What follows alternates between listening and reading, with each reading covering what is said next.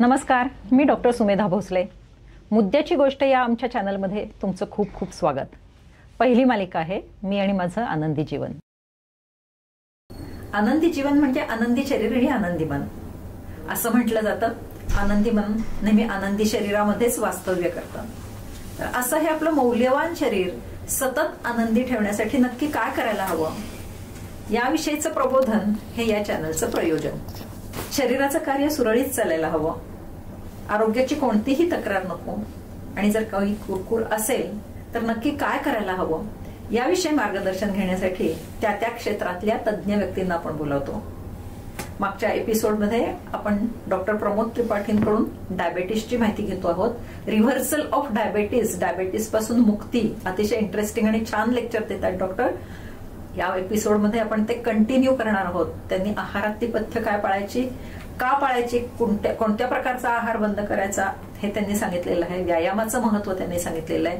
शरीराअंतर्गत प्रत्येक संस्थेवर त्याचा कसा वाईट परिणाम होतो हेही त्यांनी सांगितलंय. आता मला तुम्हाला विचारायचंय की एक्झॅक्ट डाएट कसं ठेवायचं. तर हा विषय म्हणजे ह्या प्रश्नामध्येच बऱ्याचदा प्रॉब्लेम असतो. कारण काय लोक ना एक आयडियल डाएट शोधतात आणि मग ठीक आहे एखाद्या कुठल्या डाएटने रिझल्ट आला तर मग त्याला असं मिठी मारून धरतात आणि म्हणतात की बस हाच खरा डाएट आणि और सब बकवास और यही है और कुछ नहीं है. जे एका लेवल पर्यंत रेलेव्हेंट आहे but it's not a complete truth, म्हणजे पार्शल ट्रूथ आहे. Let me explain. जेव्हा आपल्याला वजन कमी करायचं असतो तेव्हा डाएट वेगळा पाहिजे. जेव्हा आपल्याला मसल बिल्डिंग करायचा असतो तेव्हा डाएट वेगळा पाहिजे. एवढं सोपं आहे समजण्याच्या हिशोबाने. तर रिव्हर्सलच्या सुरुवातीमध्ये पहिले 2-3 महिने अगर तुम्ही शोधताय की काय डाएटनी मला जास्त रिझल्ट येईल, काय शेवटी तर नाही पण तुम्ही सांगा, पण ते नाही पण तुम्ही सांगा काय करू, तसं हवं असेल तर you become a vegan for 2-3 months, म्हणजे vegetarian without milk and milk products. अगर नॉनव्हेजनी पण जेव्हा आपल्याला वजन कमी करायचं आहे तेव्हा पण ऍसिड वाढणार आहे, चरबी वाढणार आहे. पण आता ते सगळेच नॉन व्हेजिटेरियन म्हणणार वा नॉन व्हेजिटेरियनचा दुश्मन दिसतोय, असं नाहीये. Don't get stuck okay in a particular pattern. Okay, पहिला एक पॅटर्न फॉलो करा जे तुम्हाला रिझल्ट देणार आहे फॉर अ सर्टन ऑब्जेक्टिव्ह.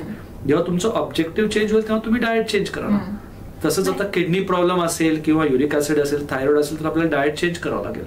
तर अगर दिवसभरात आपल्याला बघायचं असेल सोप्या गोष्टी, तर जेव्हा दुपारी आणि रात्री तुम्ही जेवताय तेव्हा सपोज एक पोळी घेतली जी आपल्याला माहिती आहे की 80% साखर आहे, जे बऱ्याच लोकांना माहिती नसतं हे, पण एक फुलका गुजराती 6-8 इंची ते 5 चमचे साखर असतं. एक फुलका म्हणजे 5 चमचे साखर, एक ब्रेडचा स्लाइस म्हणजे 8 चमचे साखर.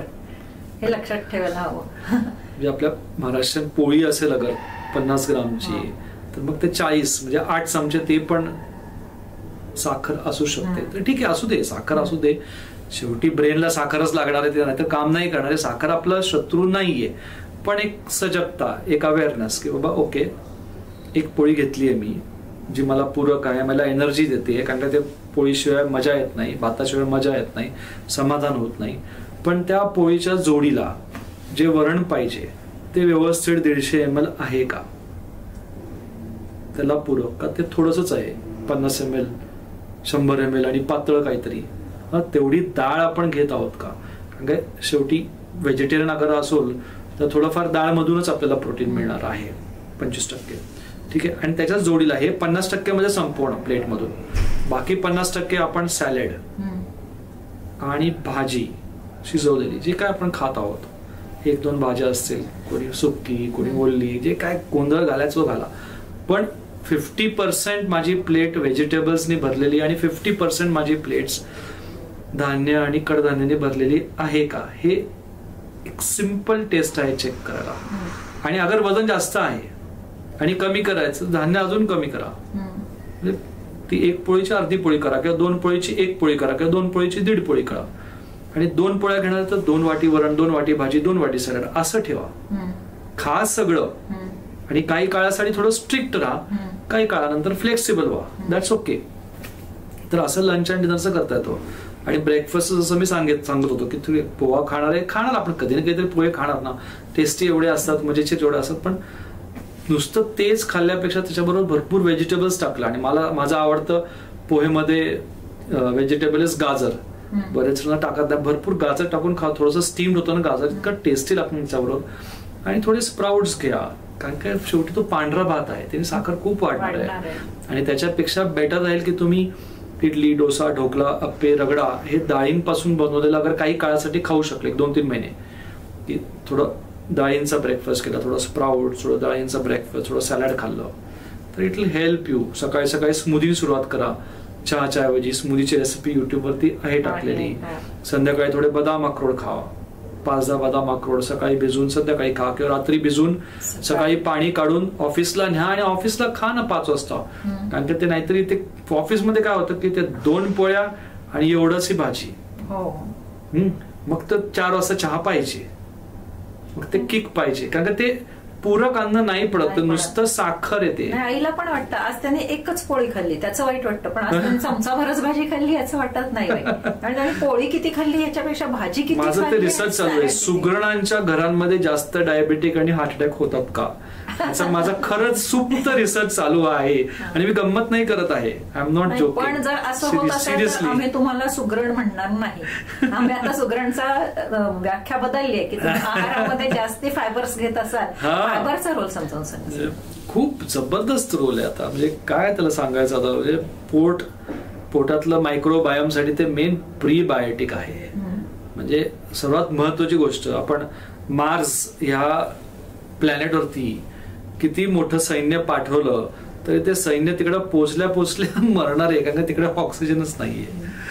तसंच शरीरामध्ये पोटामध्ये आपण जे काही पाठवत आहोत तिकडे अगर चांगले बॅक्टेरिया नाहीयेत तर त्याचं तुम्हाला तेवढं पोषणच मिळणार नाहीये. आणि ते चांगले बॅक्टेरिया वाढवण्यासाठी तुम्हाला फायबर पाहिजे, कारण फायबरवरती चांगल्या बॅक्टेरिया ग्रो होतात, ते प्रीबायोटिक आहे. म्हणून कुठल्याही मीलमध्ये अगर तुम्ही 25% सॅलड खात नाहीये तर हा एक गुन्हा आहे, क्रिमिनल ऑफेन्स आहे. आणि आता इतकं छान झालंय युट्यूब आणि सोशल मीडिया, इन्स्टंट सगळ्यांमुळे. माझी 80 वर्षाची आई ती पण नवीन सॅलड शोधते आणि काय कुठले ड्रेसिंग आणि म्हणजे अप्रतिम, म्हणजे त्या सुगरण आहेत, करायला लागले, शिकायला लागले, शिकवावं लागतं. अशा लोकांना म्हणायचं की जे सॅलड चांगल्या पद्धतीने बनवतायत, पोषक मूल्य, पोषण लक्षात ठेवून घरच्यांचं आरोग्य सांभाळतायत आणि तेला तुपाचा वापर कमीत कमी करतायत, साखरेपासून लांब राहतायत. साखर, गुळ, मध, तो तुमचा सेंद्रिय गुळ सुद्धा अवॉइड करायचा असतो. पण ते कसं आहे, ते सगळं शून्य होणं अवघड आहे आणि शून्य करू नये, नाहीतर मग ते काय होतं, एक तर सोशल आउटकास्ट होतो तुम्ही आणि मग ते मॅनेज होत नाही आणि परमनंट राहत नाही. तर करेंगे हिसाब से, पहिलं काहीतरी चेक तर करा अवस्था काय आहे. आणि जसं तुमचं एक 15%, 12.5% वजन कमी झालं, ठीक आहे, त्याच्यामुळे तुम्ही असा आहार घेतला आणि शेवटी कुठलाही आहार 1-2 महिन्यानंतर बोर होणार आहे, तर आहार चेंज करत राहावा लागतो. हे आमचं 18-12 वर्षाचं रिअलायझेशन आहे. दर महिन्याला सेम आहार चालत आणि थोडंसं काहीतरी वेगळं केलं त्याला काय आपण तसं पण नाही चालत, प्रॉपर चेंज पाहिजे. मग त्याच्यावरून इंटरमिटंट फास्टिंग, त्याच्यावरून प्रोलॉंग्ड फास्टिंग, म्हणजे 48 तास जोपर्यंत तुम्ही उपवास करत नाही तोपर्यंत तुम्ही लिव्हर मधला ग्लायकोजन जाळत नाही, तोपर्यंत तुम्ही किटोसिस म्हणजे फॅट बर्निंग मध्ये एंटरच करत नाही. म्हणून फास्टिंगचं महत्व खूप जास्त आहे, आता खूप जास्त आहे. आणि लॉंगेव्हिटीसाठी 2 महत्वाचे आहेत. एक तर तुमची मांडी कशी आहे, जर तुम्ही म्हणता की ताकद पाहिजे, लॉंगेव्हिटी म्हणजे 100 वर्ष जगायचं आहे ना, पायातलेच नाही, ओव्हरऑल स्ट्रेंथ आपल्या पायांशी कनेक्टेड असतात, कारण की डोकं वरचं बॉडीचं थोडंफार एक्सरसाइज करतात, खालच्या बॉडीचं होत नाही. तर लॉंगेव्हिटीसाठी आणि आता हळूहळू पुढच्या 5-10 वर्षांमध्ये सगळे जे हेल्थ परिवर्तन येणार आहेत, जे मी बघत आहे आता खूप जास्त ऑनलाईन ऑफलाईन, पण म्हणजे हॉस्पिटल्स आपलं हॉस्पिटल्सचं काम करत राहणार आहेत. Emergency, all that centres, health centre, yoga centre, gym centres येतील, हळूहळू लॉन्जेव्हिटी सेंटर्स येतील की तुम्ही 100 वर्ष 120 वर्ष सहज जगू शकाल. जास्तीत जास्त लोक जगायला लागतील, कारण की त्याची टेक्नॉलॉजी जी आहे, जी टेस्टिंग, मेथिलेशन टेस्टिंग पासून इन्फ्रारेड्स, हायपरबारिक ऑक्सिजन पासून खूप गोष्टी नवीन नवीन येत आहेत. त्याच्यामध्ये ते सगळं काय त्याला हाय फंडा गोष्टींपेक्षा लॉंगेव्हिटीसाठी दुसरं जे पॉवरफुल अस्त्र आहे ते आहे प्रोलॉंग्ड फास्टिंग. 48 तासच्या पुढे 72 तास किंवा त्याच्या पुढे. आम्ही तर 9 दिवसाचे फास्ट करायला घेतो. तर मागच्या महिन्यातच आम्ही 9,000 लोकांना ऑनलाईन एनरोल केलं होतं. 9 दिवस फास्ट, पहिल्या दिवशी 2दा जेवायचं, मग 1दा जेवायचं, मग 5 दिवस smoothie without fruit, soup, salad सगळं खायला. असं नाही की तुम्ही उपासमार आहे. शाही पाणी म्हणजे पाणी विथ सब्जा सीड्स, मीठ, लिंबू, केसर, मस्तपैकी सूप संध्याकाळी एकदम आलिशान खातोय पितोय दिवसभर. पण व्हेजिटेबल्स, धान्य नाही, वरण नाही, फ्रूट नाही, साबुदाणा खिचडी नाही, बर्गर नाही, चुकीच्या गोष्टी नाही. अनसायंटिफिक फास्ट करायचं नाही. तर फास्टिंगचं महत्व वाढत आहे. म्हणजे फास्टिंग मध्ये हे पदार्थ तुम्ही सांगतात ते खायचे, घाबरून जाऊ नका. खास म्हणजे काहीच नाही, कामं करतात लोक. म्हणजे आमच्याकडे वर्किंग प्रोफेशनल आहे. तो डाएट पुन्हा एकदा तुम्ही रिपीट करा की कशा प्रकारचा आहार पाहिजे. सुरुवातीचा आहार मध्ये स्मूदी नाही तो नाही म्हणत. तुम्ही फास्टिंगचा म्हणालात ना, की फास्टिंगचा आहार मध्ये तुम्ही सकाळी स्मूदी विदाउट फ्रूट, मग दिवसभर शाही पाणी, ज्याच्यामध्ये पाणी, सब्जा सीड्स किंवा चिया सीड्स टाकून फुगवलेलं, त्यात मीठ, लिंबू आणि केसर.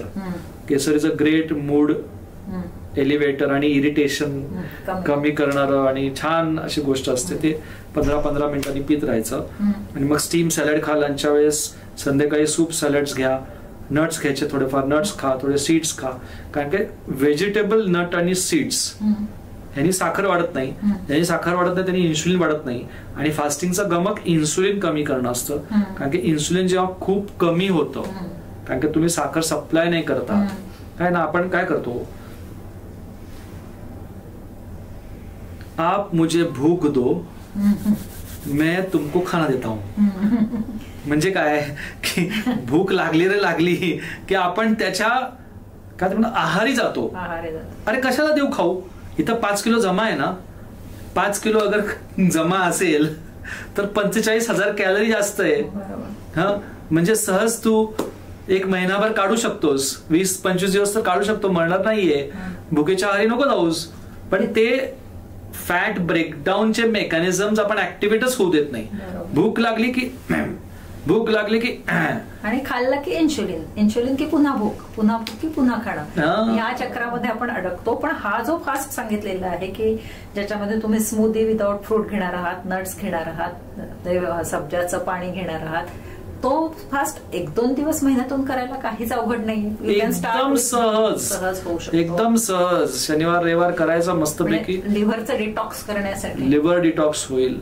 डिटॉक्सिफिकेशन, कारण का एवढे स्विगी आणि झोमॅटो आणि एवढ्या मिठाईच्या दुकानं आणि कब तक बच के रहोगे, नहीं बच सकते हो. कुछ न कुछ कचरा जाने वाला ही है. तर फास्टिंग आणि फीस्टिंग माझ्या हिशोबाने हे खरं डाएटचं गमक आहे. सेम डाएट आयुष्यभर अवघड आहे. तर जब खाना है मस्त खाओ, तगडे बनो. ठीक आहे, थोडंफार अगाऊ काहीतरी खाल्लंय तर डिटॉक्स करायसाठी फास्टिंग करा. कारण काय थंडी आली की थोडं भूक वाढणार, दिवाळी येणार, थोडं वजन 1-2 किलो वाढणार, हे गृहीत आहे. आणि ठरवायचं ते. मी सांगते की आधी थोडे दिवस 3 महिने छान डाएट फॉलो करा, आदर्श रेंज मध्ये या, आणि मग तुम्ही एन्जॉय करत करत डाएट करणं, म्हणजे असं फास्टिंग करणं आणि कधीतरी फ्रिक होणं, या गोष्टी नॅचरल आहेत. कारण सोशलायझेशन वगैरे आपण टाळू शकत नाही. टाळायचं पण नाहीये का, जीवन एन्जॉय करण्यासाठी. नंतर एवढे रसिले पदार्थ आणि एवढे भारी भारी एवढे सगळं कधी ना कधी इच्छा होते ना, ज्या ज्या देशामध्ये जाऊन तिथले काहीतरी लोकल खायलाच पाहिजे ना. असं थोडी की आपण एकदम असं साधूसारखं अलिप्त राहणार आहे. पण तेवढं सक्षमता वाढवून केलं की सहज ते होण्यासारखं असं आणि मजा येतं. आणि रोज मेजरमेंटला महत्व खूप आहे. सकाळी उठलं, तुमचं एकदा पोट साफ झालं की वजनाचा काटा एव्हरी डे बघायचं काय चालू आहे. कारण का प्रॉब्लेम मी बघतो ना, लोक टेस्टच नाही करत. म्हणजे डायबेटिक असून 2-2 वर्ष 3-3 वर्ष टेस्ट नाही, काहीतरी गोळी लिहून दिलेली आहे, कधीतरी कुठली तरी बीपीची गोळी चालू आहे, कुठली तरी डायबिटीसची गोळी चालू आहे आणि चालू आहे 2-3 वर्ष. That is wrong. Medical test every 3-6 months आहेच, पण रोज तुम्ही वजन चेक करू शकता. जर तुम्ही म्हटले की तुम्ही आयडियल वजनाकडे आला, let's say you are 80 kilo आणि तुम्हाला 15% वजन कमी करायचं होतं, तुम्ही 68 किलोला आला. आता 68 किलो आल्यानंतर काय इज महत्वाचं, कारण main problem in weight loss is not weight loss, it's the rebound. आणि जेवढे रिसर्च आहेत ते म्हणतात की 2 ते 5 वर्षांमध्ये मॅक्सिमम पर्सेंटेज लोक ज्यांच्याकडे लक्ष दिलं जात नाही ते रिबाउन्स करतात. ओके, तर वेट रिबाउन्स साठी आता 68 किलो आलं माझं, सकाळी बघितलं 68 आहे, परत बघितलं 68.2, परत बघितलं 68 पॉईंट काय झालं 4-5. जेव्हा आपण बघतोय की आता क्रीप व्हायला लागलंय माझं वजन आणि माझं मेंटल बेंचमार्क पाहिजे 70च्या वरती गेलं म्हणजे इट इज खतरा.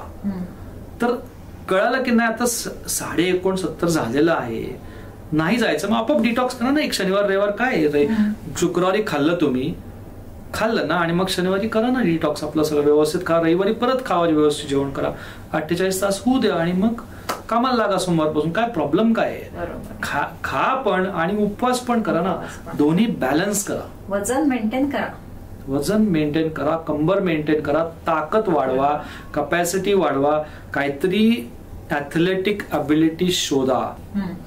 मी नॅशनल लेवल बास्केटबॉल खेळलो, इंटरमेडिकल जिंकलो, मार्शल आर्ट्स केलेलं 1 वर्ष, जिम जवळजवळ 4-5 वर्ष केलेलं आहे, रनिंग केलं 10K वगैरे बघितलं, सायकलिंग करून बघितलं. पण सगळं प्रयोग करून नंतर आपल्याला एक शेवटी आपल्याला वाटतं की यू आर वन, की काहीतरी आहात. आणि gym is I realise gym is to support your main identity. तुमची एक काहीतरी आयडेंटिटी पाहिजे, be it swimmer, runner, cyclist, yogi, trekker, काहीतरी तुमची स्ट्रॉंग कार्डिओ, लॉंग कार्डिओ ज्याच्यामध्ये होईल, 2-3 तासाचा कार्डिओ लागू शकेल, त्याची तुमची आयडेंटिटी व्हायला पाहिजे आणि त्याची तुम्हाला आवड निर्माण व्हायला पाहिजे. कारण की त्या लोकांशी तुम्ही संपर्कात राहिला पुढे. व्यायामामधला सुद्धा बॅलन्स ठेवायचा आणि जर 1 तास तो बॅलन्स एक्सरसाइज तुम्ही केला तर तुम्हाला कुठले जिथे आवड आहे तिथे तुम्ही उत्तम परफॉर्म करू शकता. बिलकुल, हे महत्वाचं आहे. When you do 100 hours of one thing, then you're a beginner.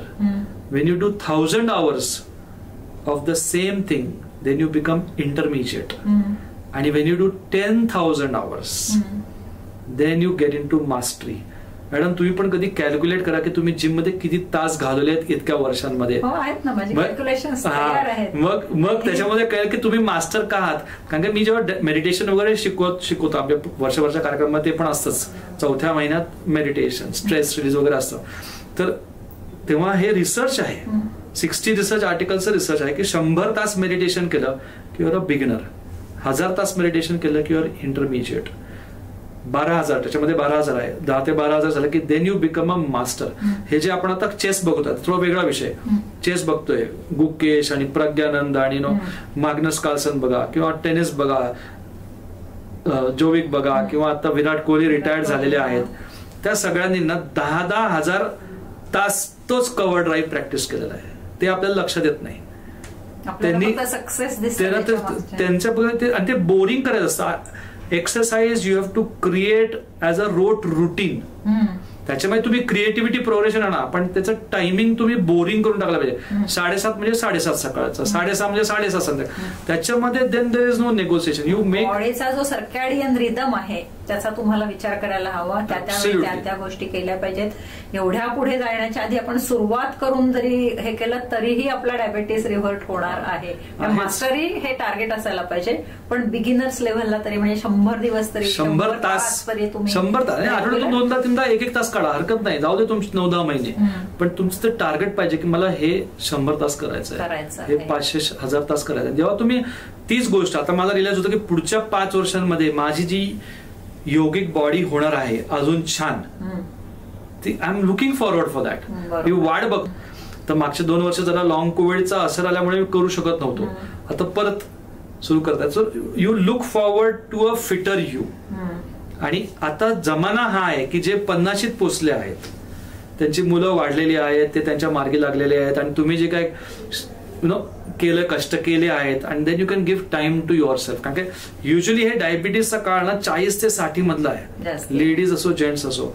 कारण की ते सगळ्यांचं सांभाळा, घरचं सांभाळा, मुलांचं सांभाळा, कामात सांभाळा. 20-25व्या वर्षी येतं. मी असं ऐकलं की प्रेग्नंट बाईच्या गर्भातलं बाळ सुद्धा टाईप 2 डायबेटिक. त्याचं माझ्याकडे एवढं रिसर्च नाहीये, गर्भातल्या बाळाचं माझ्याकडे एवढं रिसर्च नाही किंवा आम्ही त्याला ट्रीट करत नाही आता तरी. पण येस, 13 वर्षाचे 16 वर्षाचे पेशंट्स आमच्याकडे पण येतात with black next, with obesity येतात, भरपूर येतात. But Wien you look at a large population, आम्ही बऱ्यापैकी लार्ज पॉप्युलेशन. आताशी सुरुवात झाली आहे मला म्हणायचंय. हो, म्हणून मला असं विचारायचं होता पुढचा प्रश्न की ह्या जेन झीला किंवा त्यांच्या पुढच्या जनरेशनला काय करायला पाहिजे. आता पॅरेंट्सना आपण एज्युकेट करायला हवं आज. कारण काय आहे की साधारण ह्या मुलांची ऍक्टिव्हिटी लेव्हल इतकी कमी झाली आहे. मी नेहमी म्हणते की आपल्या पॅरेंट्सपेक्षा मी 800 कॅलरीज कमी बर्न करते. माझ्यापेक्षा माझी जनरेशन पुढची आहे ती आणखीन 800 कॅलरीज कमी करते, आणि ही जेन झी आहे ती तर आणखीन कॅलरीज कमी करते. म्हणजे जुन्या जमान्यामध्ये 6 पॅक 8 पॅक हा जो कॉन्सेप्ट आहे तो नव्हता, पण नॅचरली सगळ्यांना होते. कारण काय, ते 30 ते 35,000 पावलं सहज चालायचे, आणि त्याच्या जोडीला हाताचे व्यायाम, पाणी पासून, म्हणजे आपल्याला माहिती आहे जुन्या जमान्यात सगळे व्यायामाला ते काढायची गरज नाही, ते व्हायचे. आता नवीन जमाना जेन झी, म्हणजे खरंच ते टेन्शनच झालेलं आहे घरोघरी. कारण काही ही मुलं लवकर झोपणार नाहीत, लवकर उठणार नाहीत.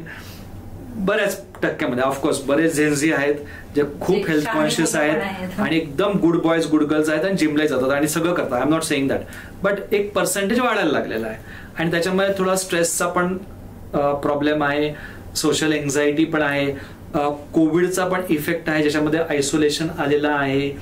बऱ्याच गोष्टी या जनरेशनमध्ये होत आहे, आणि सुपर इंटेलिजंट आहे, पटकन अनालाइज करतं, पटकन बरोबर काय नाहीये शोधून काढतं.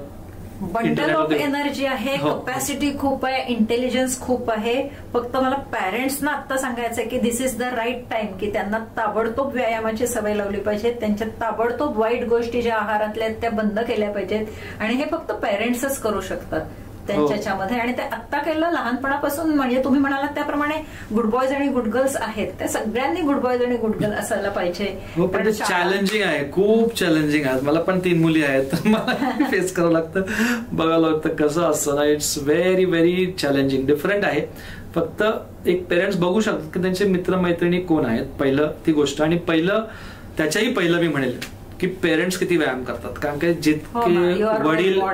जितके वडील व्यायाम करतात ना, तितके मुलं त्याच्याकडे कल ठेवतात. हे रिसर्च प्रूव्हन आहे. आणि लेडीज पण लीड करू शकतात, पण बऱ्याचशा फॅमिलीज मध्ये जेंट्सला व्यायाम लीड करावा लागतो. जेंट्सवरती ही जबाबदारी आहे.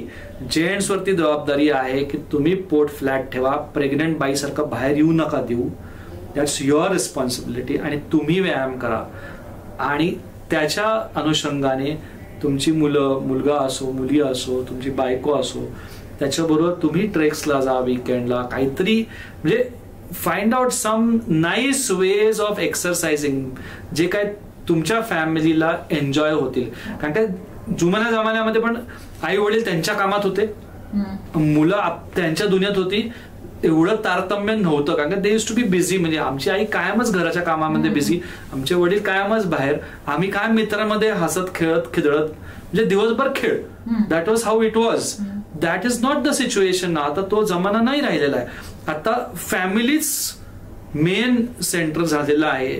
फॅमिलीमध्ये किती झोमॅटो स्विगी ऍक्टिव्ह आहे, आणि फॅमिलीमध्ये वीकेंड वॉरियर्स किती आहेत, काय करतायत, आई वडील काय करतात. पुढे नाही येत नाही बघायला मिळालं. पॅरेंट्स OTT बघतायत, टीव्ही बघतायत, आणि मुलं जर बाहेर खेळत नाहीत म्हणून तक्रार करतात, तर तसंही चालणार. स्टार्ट विथ यू, आणि connect with those families where kids exercise, other parents exercise, because you are an average of 5 people you are most with. मराठीमध्ये तुम्ही जे काय आहात, जे काय आजूबाजू तुमचे 5 लोक आहेत जे तुम्हाला जास्तीत जास्त भेटतात आठवड्याभरात, त्यांचं तुम्ही ऍव्हरेज आहात. एवढं सोपं गणित असतं.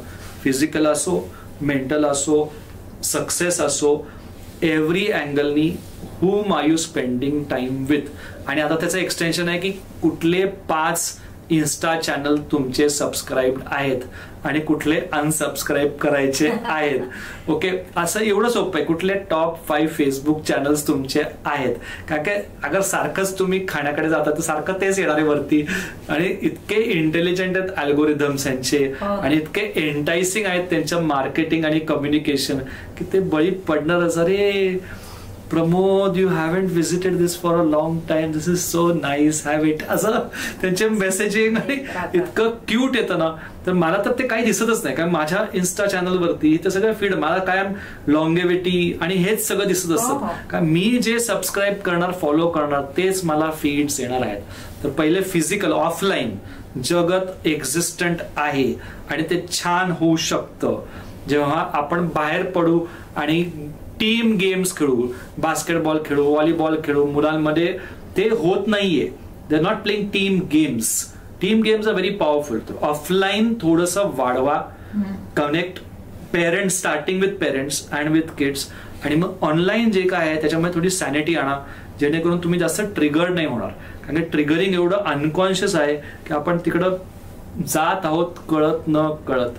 कठपुतली की तरह नचाए जा रहे हैं. सिंपल.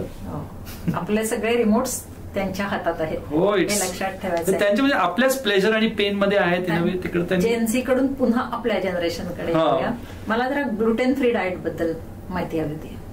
ग्लुटेन फ्री डाएट, हे बघा, gluten is a sticky substance which creates allergy to a large number of people. आणि गव्हामध्ये स्पेशली डायबेटिसच्या मॅनेजमेंट मध्ये ग्लुटेन फ्रीचं काय महत्व आहे? महत्व आहे म्हणजे आम्ही गहू रेग्युलर जो लोकवान किंवा सिहोर असतो तर शरबतो बंद करायला सांगतो आणि प्रेफरेबली खपली गहू घ्यायला सांगतो. खपली गव्हामध्ये पण 3 ते 5% ग्लुटेन असतं. असं नाही की पूर्णपणे नसतं, कमी असतं नेहमीच्या पेक्षा. आणि ग्लुटेन इन्फ्लमेटरी आहे, सूज निर्माण करतं आणि सूज निर्माण झाली की इन्शुलिन अवरोध निर्माण होणार आहे. तर त्याच्या जागी राईस अगर आपण घेतलं तर राईसमध्ये ग्लुटेन येत नाही. किंवा ज्वार बाजरा मिलेट्समध्ये गेलो तर ग्लुटेन येत नाही. बार्लेमध्ये ग्लुटेन येतं. तर ग्लुटेन फ्री, डेअरी फ्री हे बरेच मुवमेंट्स आहेत. आता थोडे दिवस प्रयोग करून बघायला हरकत नाही. आणि माझा एक सिम्पल टेस्ट होतो काही खाऊन बघायला. फॉर एक्झाम्पल मी शेंगदाणा खाल्ला की मला गॅसेस सुरू होतात, किंवा सोया खाल्लं की थोडा मला गॅस सुरू होतो. तर कुठलंही अन्न खाल्ल्यामुळे तुम्हाला थोडंसं गॅस किंवा ब्लोटिंग किंवा डिस्कम्फर्ट होत आहे का बघा. त्याला तुमचं अलर्जी असू शकतं. त्याच्यामुळे दूध, गहू, सोया, शेंगदाणा, मशरूम्स व्हेजिटेरियन मध्ये आणि फिश आणि एग्स नॉन व्हेजिटेरियन मध्ये खूप कॉमन आहे. प्लस बऱ्याचदा कधी कधी ब्लोटिंग मिक्सचरमुळे होतो. म्हणजे आपण फ्रूट पण खाणार आणि त्याच्याबरोबर शिजवलेलं अन्न पण खाणार आणि मग त्याच्याबरोबर आमरस पण पिणार आणि त्याच्याबरोबर काय काय काय काय गोंधळ घालणार. मग त्याच्यामुळे मग परत गॅसेस वगैरे होतो. ज्या ज्या गोष्टींनी गॅसेस होत आहे किंवा डिस्कम्फर्ट होत आहे त्याला थोडंसं रिफ्लेक्ट करून क्लीनअप करणं गरजेचं आहे. Because ideally you shouldn't have all this problems. अजिबात व्हायला नाही पाहिजे. आणि हे अंगावरती काढतात लोक. ब्लोटिंग, गॅस, कॉन्स्टिपेशन, ऍसिडिटी अंगावरती काढतात. आणि जेव्हा आपलं डायजेस्टिव्ह सिस्टम टकाटक नाहीये तेच इन्फ्लमेशन क्रिएट करतं, HSCRP वाढतं, इन्शुलिन रेझिस्टन्स क्रिएट करतं आणि बरेचसे हेल्थ इश्यूज होतात. म्हणून पेट परफेक्ट असायला चकाचक्कीची आहे. आणि अल्कलाईन डाएट बद्दल हो, अल्कलाईन डाएटचं पण महत्व खूप जास्त आहे. त्याच्यामध्ये कुठल्या कुठल्या गोष्टींचा अंतर्भाव? व्हेजिटेबल्स, सगळे व्हेजिटेबल्स अल्कलाईन आहेत. सगळे फ्रुट्सही अल्कलाईन आहेत. म्हणजे जरी सिट्रस फ्रूट ऍसिडिक असले शरीराच्या बाहेर आतमध्ये गेले की सगळे अल्कलाईन होतात. नट्स वगैरे थोडेसे बॉर्डरलाईन असतात पण त्यांना आपण भिजवलं, म्हणजे बदाम, अक्रोड पण भिजवलं की त्यांचं अल्कलिनिटी वाढायला लागतं. डाळीं पण थोडेसे ऍसिडिक कडे जातात पण डाळींना आपण भिजवलं, शिजवलं की मग थोडेसे ते अल्कलाईन कडे येतात. So acid alkaline balance maintain करणं गरजेचं आहे. त्यासाठी व्हेजिटेबल फ्रुट्स फ्रंट रनर्स आहेत आणि बाकीचे सगळे पण आम्हाला लागणार आहेत. कारण आपण फक्त व्हेजिटेबल फ्रूटवरती नाही राहू शकत. आपल्याला अनाज पण पाहिजे, आपल्याला डाळ पण पाहिजे. तर जे काही ट्रीटमेंट आपण करतो त्याच्यामध्ये होतं ते मॅनेज. अल्कलाईन वॉटरचं पण महत्व आहे. कोणाला घ्यायच्यात महागड्या मशीन घ्या, असं नाहीये की नाही घ्यायला नाही पाहिजे. कोणाला स्वस्तातल्या घ्यायच्यात त्या घ्या. फक्त समजून घ्या की पाणी आपण किती अल्कलाईन घेतलं तरी परत ते पोटामध्ये जाऊन बॉडीमध्ये गेलं की ते परत रिबॅलन्स होणार आहे. तर अल्कलाईन वॉटर कधी घ्यायचं झालं तर आयोनाइज्ड अल्कलाईन वॉटर घेणं महत्वाचं असतं, असं त्याच्यामध्ये पण भरपूर शास्त्र आहे.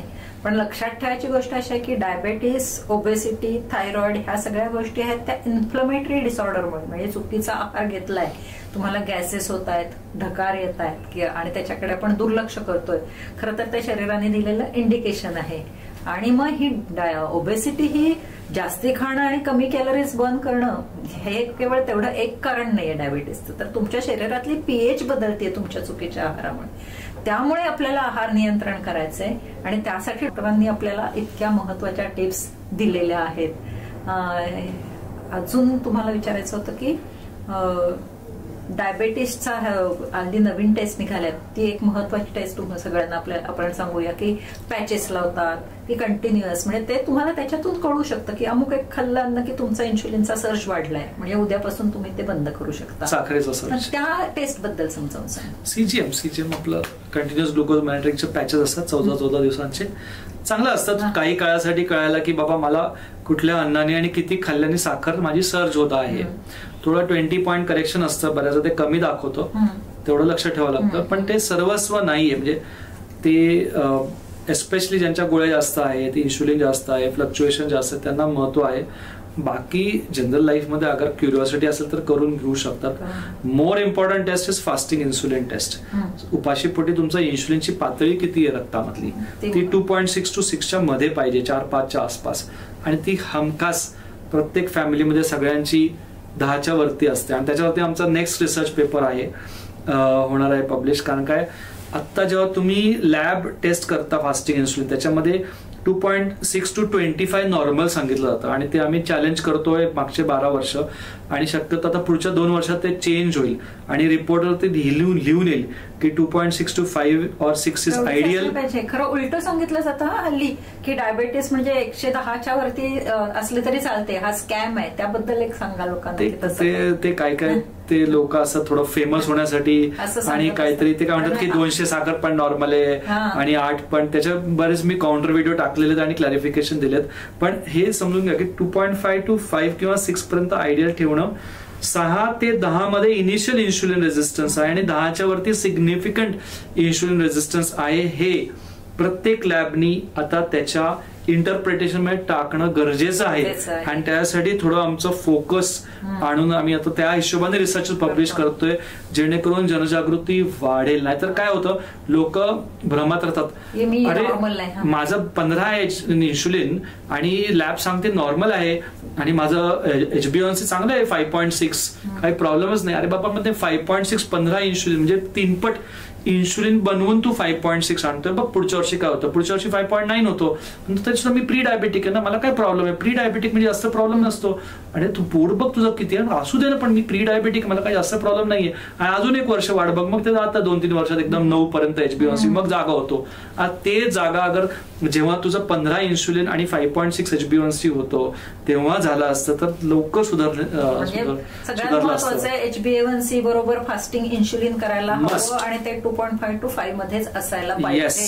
जरी तुमच्या लॅबोरेटरीमध्ये सांगितलं असेल 6 किंवा 9, 25 पर्यंत नॉर्मल आहे, ते चुकीचं आहे. कारण आज ना उद्या तुम्ही त्या वाईट गोष्टीमध्ये लँड होणार आहात. अजून कुठल्या टेस्ट आहेत मॉडर्न, आधुनिक तंत्रज्ञान काय आहे आणखीन? तो कंटिन्युअस मॉनिटरिंग तर फक्त साखर आपल्याला मोजून करून, ज्वारीची भाकरी खाली तर काय झालं, ढोकळा खाला तर काय झालं, पोहा खाला तर काय झालं, एक ते क्युरिओसिटीसाठी बरं आहे. कारण लोकांना असतं वाटतं पोहे खाल्लेत आणि उपमे खाल्लेत, आम्ही खूप हेल्दी खाल्लोय, घरी बसवले, खूप हेल्दी आहे, थालीपीठ खूप हेल्दी आहे. ते तसं नाहीये. थालीपीठ असू शकतं जर तेल लागलं असेल, तेल आणि वरून तूप लावलं असेल तर खूप जास्त तेल असेल प्रॉब्लेमॅटिक आहे. फक्त त्याच्यातला जो बेस आहे की कडधान्य आणि हे तो चांगला आहे. त्याचे जर धिरडी केली तुम्ही कमी तेलावर तर ती, म्हणजे असे छोटे छोटे जर तुम्ही बदल केला तर तुम्ही सुगरण आहात. तुम्ही जर जास्ती गोड आणि चमचमीत पदार्थ बनवत असाल तर तुम्ही सुगरण नाही आहात, तुम्ही हाऊस किलर आहात. हाऊस किलर छान छान खाऊन लोकांना ऍडिक्शन करताय, घरच्या लोकांना, आणि त्यांचं जाडी वाढते, डायबिटीज वाढतं आणि हार्ट डिसीज वाढतं. पण इंडियामध्ये एक खूप छान आहे, म्हणजे बायका एस्पेशली ना, त्यांना एकदा राईट दिशा मिळाली ना की त्या फॉलो अशा पटकन अडॅप्ट करतात आणि अख्ख्या फॅमिली पुरा घर के बल्ब बदल डालूंगी टाइप्स सगळं एकदम प्रबोधन आहे, प्रयोजनच ते आहे की स्त्रियांनी तुम्ही एज्युकेट, एक स्त्री शिकली की सगळी फॅमिली शिकते. आणि म्हणून आपल्याला हा व्हिडिओ जास्तीत जास्त शेअर करायचा आहे, जास्तीत जास्त लोकांपर्यंत पोहोचवायचा आहे. आणखीन तुम्ही एक लेटेस्ट टेस्ट सांगा. सी पेप्टाइड म्हणून टेस्ट आहे. त्यांनी कळतं की किती इन्सुलिन बनवताय तुम्ही. तर ज्यांना ज्यांना डाऊट असतं की मी इन्सुलिन हवं तेवढं बनवत नाहीये, तर त्यांनी ती केली तर कळतं. फास्टिंग 1च्या वरती पाहिजे, जेवणानंतर 3.5च्या वरती पाहिजे. पण सी पेप्टाइड करण्याच्या आधी फास्टिंग इन्सुलिन करावी, ज्यांनी इन्सुलिन रेझिस्टन्स कळेल. आणि मग गरज वाटली तर डॉक्टरच्या सल्ल्याने सी पेप्टाइड करावी. अजून डायबेटीस मधलं काय सांगायला आवडेल? मेडिकल टेस्ट सगळ्या करायच्या. त्याच्यामध्ये सर्वात महत्वाची HSCRP, सूज किती आहे, फास्टिंग इन्सुलिन, HbA1c आहेच. त्याच्यानंतर kidney function test with urine microalbumin. काय बऱ्याच जणांचं युरिन वाटे प्रोटीनचं लिकेज चालू झालेलं असतं त्यांना माहित नसतं. आणि SGPT SGOT रेशिओ म्हणजे आपलं लिव्हर फंक्शन टेस्ट मधलं हा रेशिओ अगर 1च्या वरती आहे मग तुम्हाला फॅटी लिव्हर आहे. आणि आम्ही इतके हजारो रिपोर्ट्स बघितलेत की हा रेशो 1च्या वरती असला की कोलेस्ट्रॉल वाढलेलं असतं, कारण की फॅटी लिव्हर जास्त कोलेस्ट्रॉल बनवतो. लिपिड प्रोफाईल करा. लिपिड प्रोफाईल मध्ये फक्त रेग्युलर म्हणजे HDL, LDL आणि टोटल कोलेस्ट्रॉल VLDL न करता लिपोप्रोटीन्स करा. कारण की लिपोप्रोटीन्स जेव्हा तुम्ही कराल A1, B आणि त्याचा रेशो बघाल तेव्हा तुम्हाला अजून नीट कळेल की तुम्ही हार्ट डिझीज कडे किती प्रवृत्त होतात. एक्सटेंडेड पॅनल तुम्ही तुमच्या कोलेस्ट्रॉलचा करा. तर kidney function, liver function, extended lipid panel, thyroid function test, vitamin B12, vitamin D3, calcium, magnesium, iron study आणि हेमोग्राम, असं मस्त पैकी 14-15 व्यवस्थित टेस्ट करायच्या वर्षातून एकदा, जेणेकरून त्याच्यातून आपण काहीतरी मिनिंग काढू आणि काहीतरी स्ट्रॅटेजीज बनवू शकू, काय काय सप्लिमेंट्स करू शकू, काय काय अडॅप्ट करू शकू. कारण काय नॉर्मल आपण हा HbA1c केलं आणि कोलेस्ट्रॉल बघून टाकलं, हा नॉर्मल आहे, जावा काही नाही, हे जे आहे ना हे चुकीचं आहे. थोडंसं डॉक्टरांना पण माझं पण प्रबोधन आहे, जे कोण डॉक्टर हे व्हिडिओ बघणार आहेत त्यांनी पण जरा इंटरेस्ट घेऊन सगळ्या टेस्ट करा आणि तुमच्या पेशंट्सना थोडं डीपर लेवलला गायडन्स करा, जेणेकरून ते प्रिव्हेंट करू शकतील किंवा लवकर कळेल त्यांना आणि त्यांना पुढचे त्रास होणार नाही. आणि माझं पुढं असं सांगणं आहे की ह्या टेस्ट करा, 3 महिने आम्ही सांगितले तशी लाईफस्टाईल फॉलो करा, 3 महिन्यांनी पुन्हा या टेस्ट करा. म्हणजे मग तुम्हाला त्या डाएटला, त्या लाईफस्टाईलला स्टिक होण्याचा मोटिवेशन मिळेल किंवा मोह होईल. जर तुम्ही शहाणे असाल तर मोह होईल, तर पुन्हा तुम्ही खाण्याच्या मोहामध्ये पडाल. तर ह्या आजच्या संपूर्ण या सेशनचं कारण हेच आहे की लाईफस्टाईल किती महत्वाची आहे हे डॉक्टरांनी सांगितलंय की ज्यांनी 18,000 लोकांचा डायबेटीस रिव्हर्ट केलेला आहे. तर मला एखादी अशी केस सांगा की जी तुम्हाला खूप आनंद देऊन गेलेली आहे. 240 युनिट इन्सुलिन बंद होणं. संजय रेखा साहू जवळजवळ 8 वर्ष घेत होती. त्या काळात म्हणजे 2014 मध्ये ती भुवनेश्वरून पुण्यामध्ये येऊन राहिली आणि तिचं इन्शुलिन बंद झालं. तिचं वजन व्यवस्थित कमी झालं, 12-13 किलो. आणि 2014 आणि आता 2025 जवळजवळ 11 वर्ष झाली आहेत तिचे इन्शुलिन बंद आहे. आणि 240 युनिट इन्शुलिन ती घेत होती. म्हणजे एवढी त्रस्त होती. कुठलीच घेत नाहीये. औषधं थोडी चालू आहेत तिची मेडिकल, पण इन्शुलिन बंद आहे. इन्शुलिन औषधं दोन्ही बंद झालेले धनराज म्हणून आहेत मुंबईचे. ते 30 वर्ष डायबिटिक होते. इन्शुलिन बंद, गोळ्या बंद, अजूनही बंद आहेत आणि त्याला पण 5-1 वर्ष झालेत. आणि त्यांचं HbA1c 4.85 येतं आणि त्यांनी GTT म्हणजे ग्लुकोज टॉलरन्स टेस्ट ही पण पास केलेली आहे. 15 चमचे साखर खाऊन पण नॉर्मल साखर आहे. तर काय काय लोकांचं फक्त इन्शुलिन बंद होतं, काय काय लोकांचं दोन्ही बंद होतं, काय काय लोकांच्या गोळ्या कमी होतात. सगळ्यांना सगळं नाही मिळत, पण सगळ्यांना काही ना काही जबरदस्त मिळतं. म्हणजे तो खूप मोठा फायदा आहे. आणि मला असं विचारायचं की आता हे धनराज आहेत, त्यांचं सगळं पूर्ण झालंय, रिव्हर्ट झालेलं आहे, तर एखाद्या दिवशी त्यांनी गोड खाल्लं तर चालतं का? सहज. म्हणजे आता शशांक कुलकर्णी म्हणून पुण्याचेच आहेत, DGM आपले बजाज ऑटोमध्ये होते. आणि त्यांचं चांगलं की त्यांना डिटेक्ट झाल्या त्याच वर्षी ते आम्हाला जॉईन झाले. आणि ही पण मला वाटतं 2015चीच गोष्ट आहे. आणि मागचे 10 वर्ष त्यांच्या गोळ्या बंद आहेत आणि 10 वर्ष ते GTT पास करतायत. आणि दर दिवाळी किंवा सणाच्या दिवशी ते पंचपक्वानाची प्लेट मला अजूनही पाठवतात.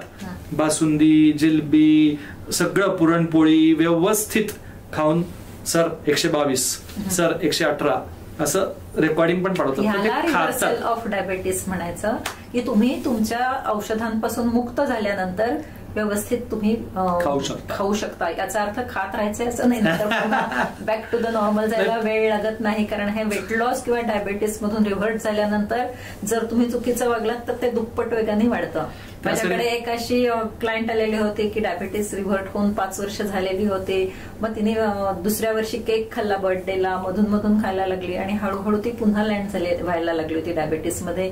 म्हणजे 6.2 पर्यंत तिचं आलेलं होतं, पण ती शहाणी होती म्हणून तिने पुन्हा मागं नेलेलं आहे. त्यामुळे ही लाईफस्टाईल जी आहे ना ती 24/7 थ्रू आउट द लाईफ आणि with some enjoyment in between असं लक्षात ठेवायचंय. आणि या एन्जॉयमेंट मध्ये अल्कोहोल चालत नाही. स्मोकिंग केलं तर तुम्हाला शरीर माफ करत नाही. याविषयी तुम्ही जरा स्पष्टपणे निरोप द्या. त्याच्या आधी फास्टिंग आणि फिस्टिंग हा एक रूल कायम ठेवा डोक्यामध्ये. फास्ट कधी करणार, फिस्ट कधी करणार. जसं मॅडम म्हणत होत्या की 24/7 पाहिजे, पण कधी कधी खाऊन बघितलं इट्स ओके. अल्कोहोल आणि स्मोकिंग, आता ते जग जाहीर आहे, त्याच्यामध्ये बोलण्यासारखं म्हणजे चॅट जीपीटी वरती गेलं की धडधड सगळं येईल. आता स्मोकिंग तर definitely is a big big big problem. Inflammatory आहे, कार्सिनोजेनिक आहे, सगळं आपल्याला माहित आहे. अल्कोहोलचं फक्त कसं होतं आता नवीन जमान्यामध्ये आणि वेगळ्या वेगळ्या जनरेशनचे लोक आणि आता पैसा जास्त आल्यामुळे आणि थोडंसं फ्रेंड सर्कलमध्ये एन्जॉय करण्याच्या हिशोबाने होतं, काही काही लोकांचं होतं. I don't take alcohol, I don't prefer it and I don't recommend it also. So suggestion सगळ्यांसाठी तेच आहे, अगर बंद केलं तर बेस्ट आहे. कारण काय ते आमचे एक टीचर सांगायचे की 1 पेग 5000 न्यूरॉन्स कायमचं खराब करून टाकतो. ओके, मग लोक म्हणतात ठीक आहे माझ्याकडे बिलियन्स ऑफ न्यूरॉन्स, मला काही प्रॉब्लेम नाही. पण त्याचा इफेक्ट ब्रेनवरती लॉंग टर्म स्ट्रॉंग आहे, लिव्हरवरती पण आहे. गट बॅक्टेरिया बऱ्यापैकी डिस्टर्ब होतात. प्लस ते ऍक्च्युली लिक्विड फॅट आहे, हे बऱ्याच लोकांना माहिती नाहीये. फॅट पर ग्रॅम 9 कॅलरीज असतं आणि अल्कोहोल पर ग्रॅम 7 कॅलरी असतं. So it's like liquid fat. जेव्हा तुम्ही अल्कोहोलचा एक पेक बघताय ना त्याला असं लिक्विड चरबी म्हणून बघायला लागा की तेवढी त्याच्यामध्ये कॅलरीज आहेत. प्लस ते ऍसिडिक आहे आणि ते एम्प्टी कॅलरीज आहेत, एम्प्टी कॅलरीज आहेत, लगेच युटिलाइज होणार आहे, लगेच अब्झॉर्ब होणार आहेत. तर थोडं ते गट बॅक्टेरिया डिस्ट्रॉय करतील, ऍसिड निर्माण करतील. रेग्युलर अल्कोहोल ड्रिंकर्स आहेत ते लवकर एज व्हायला लागतात, लवकर म्हातारे दिसायला लागतात, लवकर त्यांचं पोट बाहेर यायला लागतं, त्यांचं ब्रेन डॅमेज जास्त होतं. तर बंद केलेलं बेस्ट. नसेल होत बंद तर कमी करा, नसेल होत I am kind to say because पण ते बंद करण्यात शहाणपण आहे. मी हो अगदी अगदी अगदी अगदी ते आहे शहाणपण, ते सगळ्यांना माहिती आहे, ते सगळ्यांना माहिती आहे. फक्त पण एवढे परिणाम कळल्यावरती तर आपण एक वाईज डिसिजन घ्यायला पाहिजे. शेवटी जाताना तुम्हाला काय मेसेज सांगायचा आहे लोकांना? शिकत राहा. आणि आताचा जो जमाना आहे तो इतका छान आहे. जेव्हा आपण एक प्रश्न टाकला चॅट जीपीटीवर तर इतकं मस्त उत्तर येतात. डॉक्टर प्रमोद त्रिपाठी कोण आहे ते पण चॅट जीपीटीला विचारा. आणि एकंदर तुम्हाला जे काही आहारातले व्यायामातले प्रश्न येतील ते विचारा. युट्यूब व्हिडिओज बघा, इन्स्टा व्हिडिओज बघा, भरपूर इन्फॉर्मेशन आपल्याला अवेलेबल आहे. शिकत राहा. शिकणं म्हणजे फक्त बघणं आणि ऐकणं नाहीये, करणं असतं. जेव्हा आपण करतो त्याला खरं शिकणं म्हणतो. Learning is connected to doing. जर चहा मी शिकलो म्हणजे काय, मग चहा करता येतो आणि छान करता येतो आणि छान पाचता येतो. तसं मी स्मूदी शिकलो, म्हणजे स्मूदी बघितली नाही मी युट्यूबवरती, मी स्मूदी घरी केली, त्याची टेस्ट मला आवडली नाही, मी त्याच्यामध्ये परत चेंजेस केले, त्याच्यामध्ये मॉडिफाय केलं आणि हळूहळू आता मला एकदम टेस्टी करायला जमायला लागली आणि आता मी शिकलो आणि मी करतोय. तर शिकत राहा, इन्फॉर्मेशन घेत राहा, चिंतन ज्ञान होऊ दे, प्रत्यक्ष ज्ञान होऊ दे, म्हणजे करत राहा. आणि medical testing once a year supremely important आहे. आणि शेवटी हे पण समजून घ्या की सगळं काही काही लोकांचं बळ असतो की मिस करणार. काही लेवलला तुम्ही स्वतः नक्की करायचं. शेवटी हेल्थ तुम्हाला तुमच्या हातात घ्यायची आहे, पण एक्सपर्ट्सची गरज लागणार तर मागे वळून बघू नका, लगेच मदत घ्या. कारण की तब्येत जी आहे ती जोपर्यंत टकाटक नाहीये तोपर्यंत मजाही नाहीये लाईफ मध्ये. आणि जे स्वतः तुम्ही करायला वर्षानुवर्ष लावाल ते एक्सपर्ट्स तुम्हाला पटापटा काही महिन्यात करतील आणि खूप प्रोग्रेस करून देतील. तर इन्व्हेस्ट करा. कारण ते जेव्हा ऍडमिट होईल तेव्हा पैसे भरीन ते पण असतं, तसं नाही. जिमला आत्ता नोंदणी करा, इन्स्ट्रक्टर घरी आत्ता बोलवा, काही प्रॉब्लेम नाही. मसाज आठवड्यातून एकदा आत्ता करायला लागा. वाट नका बघू प्रॉब्लेमशी. You invest money in creating good health right now and getting the best advice from the best people. All the best. किती छान मेसेज दिलेला आहे. खरंच ही महत्वाची माहिती आहे आणि अतिशय उपयुक्त महत्वाची आहे. डायबेटीसचा डेमन सगळीकडे धिंगाणा घालतोय. त्याला जर प्रतिबंध करायचा असेल, डॉक्टरांना 1 लाख पेशंट पर्यंत लवकरात लवकर पोहोचण्यासाठी मदत करायची असेल तर हा व्हिडिओ जास्तीत जास्त शेअर करा. सबस्क्राईब केलात की तुमच्याकडे पुढचा एपिसोड सुद्धा लगेचच येतो. त्यामुळे लाईक करा, सबस्क्राईब करा, शेअर करा. धन्यवाद. थँक्यू.